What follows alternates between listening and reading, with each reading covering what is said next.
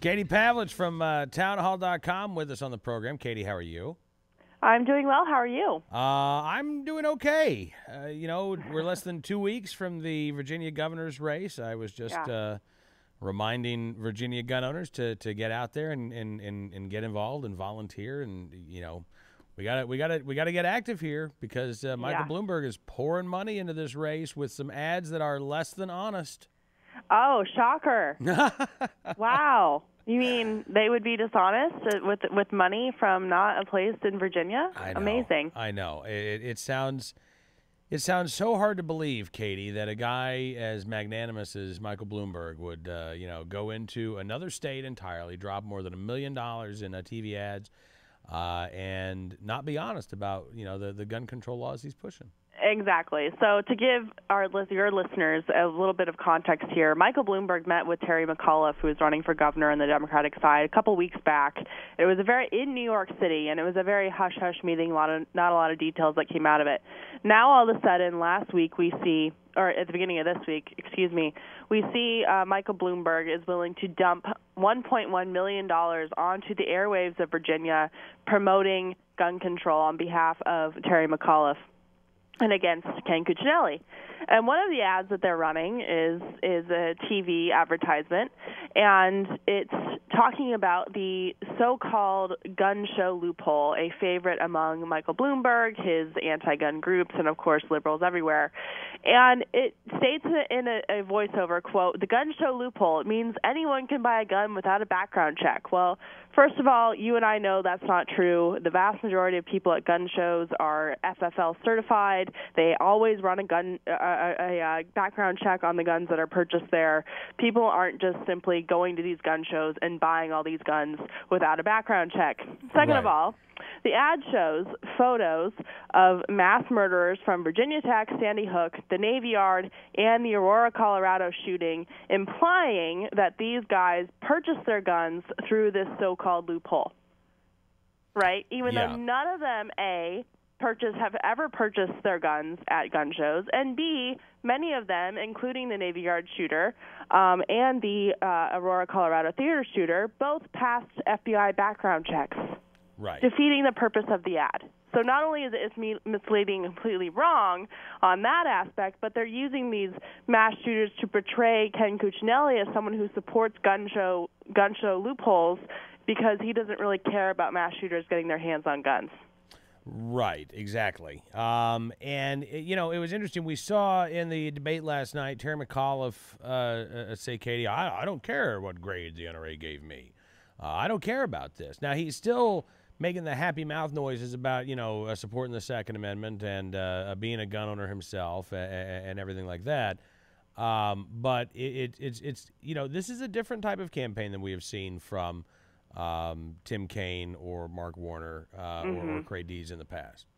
I'm actually really surprised that he's being so open about his anti-gun policies, considering what we saw in Colorado in the past month with Michael Bloomberg's money. I mean, it's obviously a different situation. The grassroots aren't as engaged in Virginia as they necessarily should be. They definitely aren't on the level of Colorado. But you did have a huge pushback on lawmakers there who were recalled for voting for more gun control policies. And like Colorado, Virginia is a purple state. Sure, Northern Virginia is very liberal, but the rest of the state isn't.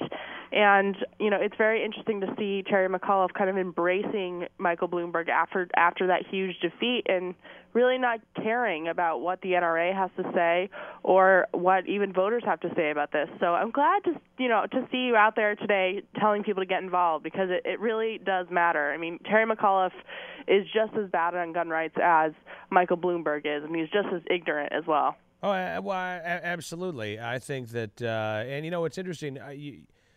I think Terry McAuliffe, by focusing all of these anti-gun ads on Northern Virginia, he's not airing these ads in Richmond. He's not airing them. He's not on the air in Virginia Beach, or Independence USA PAC, I should say, is not airing these ads outside of D.C. Again, they don't want the bulk of the state of Virginia to know these, to know that Terry McAuliffe is running a very anti-gun, anti-NRA campaign. They want it. They want most of the people in rural Virginia or outside of Northern Virginia to get the impression that Terry McAuliffe is like a Cray Deeds or is like a Mark Warner, a guy who says, hey, I'm one of you. I'm a gun owner. I'm a hunter. I'm a sportsman. And so it's this dual campaign dynamic. I don't know how well it's going to work, but that's why I want gun owners across Virginia to understand what Terry McAuliffe really is all about and who is supporting him. Right, and I think it's also important to point out that it goes beyond just simply trying to hide and motivate people in Northern Virginia to come out and vote for pro-gun control policies. This is a picture of exactly who Terry McAuliffe is. Terry McAuliffe, when he stood up in that debate last night and said, I don't really care what the NRA says. Well, you know what that means? That means he doesn't really care what the rest of Virginia has to say either. And he looks down on people who are in rural Virginia. He looks down on people who live in Richmond. He doesn't care what they have to say about this issue, and he thinks less of them. And it was very clear in his attitude with that, and it's very clear with his partnership with Michael Bloomberg that that's exactly how he feels. Yeah. Now, listen, how much, Katie, of this race, because I've got to say, living in Virginia, I don't think the gun issue has been a big issue. As far as the electorate goes. I think it should be, right? Which is why I'm talking about it, but I don't think that it necessarily is right now. I think McAuliffe came out and was on the air very early and going after Cuccinelli very negatively, the whole war on women thing. And then we had the government shutdown, which, again, in Northern Virginia, where you have a lot of government employees, did not play well. And we've talked before about how the media was, portraying this as all the Republicans' fault. I think those are the two biggest drags, frankly, on Ken Cuccinelli's campaign right now. Yeah, I'd say so. In terms of the gun issue, though, Virginia is a state that's actually been, and this is what we see all over the country. This is what we saw in Colorado. Virginia is a state that is actually very pro-gun. Yep. It's rated every year very highly. In fact, Guns and Ammo just came out with their list of best states for concealed carry, and Virginia is way ahead of Texas on the concealed carry chart. Yeah, so, that's a plus. But what that means is people get very comfortable in their situation. They think that their rights are secure. It's been this way for a long time. Yeah. We're on these lists and have all this freedom, and it just becomes very comfortable. And then all of a sudden, now we have this big threat coming at us, and it might be too late. And so it's always, as you know, the Second Amendment issue is something that always you have to keep at bay, and you can't get too comfortable with it, because that's when we see things like, in Colorado happen, and we see things happening now in Virginia with Terry McAuliffe potentially becoming the next governor, even with an anti-gun stance, which really doesn't actually play well nationally, and it hasn't played well in local elections either. So it'll be interesting to see how that plays out. Absolutely. All right, listen, Katie, thank you so much for coming on the program, and hope you have a great weekend. Thank you. We'll talk to you soon. Have fun at the farm. All right, I will. You need to come see us. Katie Pavlich. Bye-bye. All right, Katie Pavlich joins us from townhall.com.